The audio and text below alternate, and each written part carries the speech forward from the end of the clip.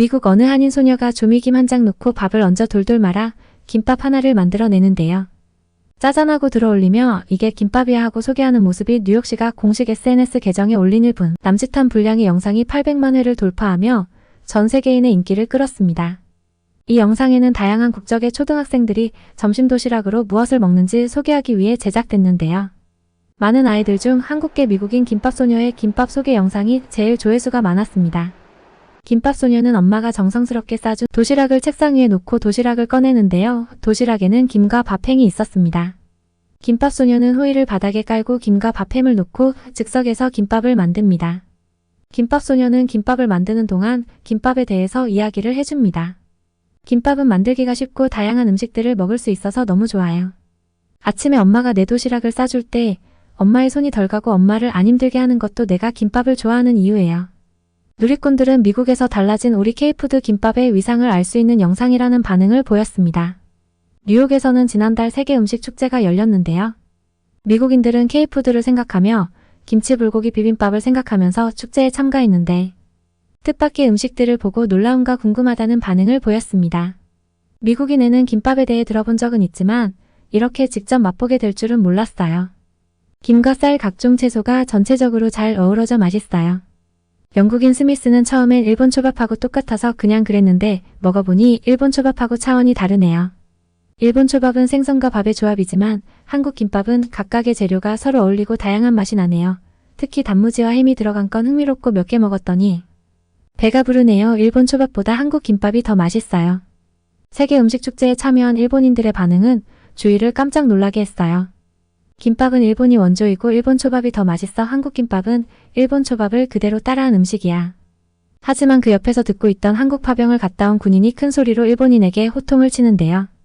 한국 김밥하고 일본 초밥은 차원이 다르다고 거짓 선동하지 말아줘 제발. 일본 너네 초밥은 생선이 주재료이지만 한국 김밥은 김과 밥 다양한 재료와 섞여 다양한 맛을 내는 한국 유일 전통 음식이야. 라고 주한미군 파병 군인은 일본인을 당황하게 만들었고 일본인은 그 자리에서 황급히 떠났다고 합니다.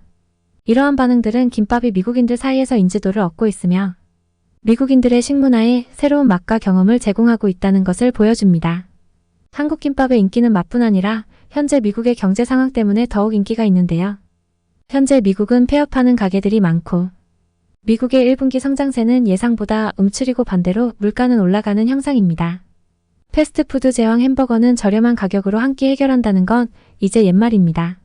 올해 미국 식료품 가격은 2019년 대비 26% 상승했는데 그 중에서도 패스트푸드 가격은 33% 올랐습니다. 올해 햄버거 소비율을 3.5%나 줄었습니다. 하지만 K푸드의 미국 수출액이 4억 70만 달러로 가장 많았는데 지난해 같은 기간보다 15.9% 늘어난 수치입니다. 미국 햄버거 시장하고 반대로 움직이고 있습니다. 최근 미국에서 인기를 끌었던 냉동 김밥 입소문을 타고 순식간에 품절 대란이 일어나기도 했습니다. 이런 K푸드 대란에 힘입어 냉동 김밥을 포함해 즉석밥, 볶음밥 같은 가공이 역대 최대 수출 실적을 기록했습니다. 가공 수출액은 작년 10월까지 700만 달러를 내며 고공행진 중에 있습니다. 김밥의 인기에 김의 국가별 수출 비중으로는 미국이 전체 수출액의 79.2% 차지하며 1위에 올랐고 호주 3.8%, 중국 1.9% 순이었습니다. 작년 10월까지 김 수출액은 6억 7천만 달러. 지난해 같은 기간보다 20.4% 증가하며 역대 최대치를 기록했습니다. 이 추세대로라면 올해 8억 달러도 돌파할 수 있을 것으로 보입니다. 최대 김 수출 대상 역시 21.1% 차지한 미국이고 87개 나라에 수출 중입니다. 지난해 김 수출은 모두 아시아 국가 중심이었던 팔로가 최근 북미와 유럽 등으로 넓혀지는 추세라 위생과 안전성에 대한 요구도 더욱 커지고 있습니다. 미국 트레이더에 근무하는 마이클은 현재 미국에서 김밥 대란에 대해 이렇게 인터뷰했습니다. 김밥은 굉장히 싼 거예요. 한 끼 식사로 990달러의 식품은 거의 없어요. 보통 바나나 하나가 99센트 거의 1달러. 그리고 냉장식품 조그마한 샌드위치 이런 거는 5달러 넘어요. 얼마 전에 그 트레이더 조의 김밥이 유행했었죠. 작년 여름에 김밥이 동이 났고 두 번째 물량이 10월 말에 왔을 때 바로 또 동이 났습니다. 지금도 계속 들어오고는 있는데 물량을 못 맞춰요. 그래서 지금도 트레이드조에 가보면 카운터에 A4 용지로 붙여놨어요. 1인당 하나. 아니면 2개만 가져갈 수 있다고 제안을 해뒀어요. 지금 미국에선 햄버거 대신 김밥을 찾는 소비자들이 폭주하고 있어요. 저도 김밥을 좋아해서 식사 대용으로 너무 좋아요. SNS 해외 유명 유튜버나 틱토커들은 김밥인기에 트레이더 조의 아침부터 줄을 섰지만 김밥을 먹지 못해 김밥을 매일 먹고 싶은 한 조지아 인플루언서는 짐을 싸 한국으로 와버렸다고 합니다. 미국에선 줄이 김밥을 마음대로 먹지 못해요. 줄도 엄청 길고요. 김밥 먹으려면 새벽부터 트레이더 조의 줄을 서야 합니다. 게다가 김밥은 한 개 혹은 두 개밖에 못 사요. 정말 이게 뭔가 싶어요. 사람들이 김밥에 열광하는데 한국 사람들은 미국에 김밥 체인점을 안 차리는지 모르겠어요. 제가 한국 가서 김밥 만드는 법을 배우고 와서 뉴욕에 김밥 매장을 차릴까 생각 중이에요. 저는 결심하고 다음날 바로 한국에 왔습니다. 서울에 온 순간 여기가 천국이구나 라는 생각이 들더군요.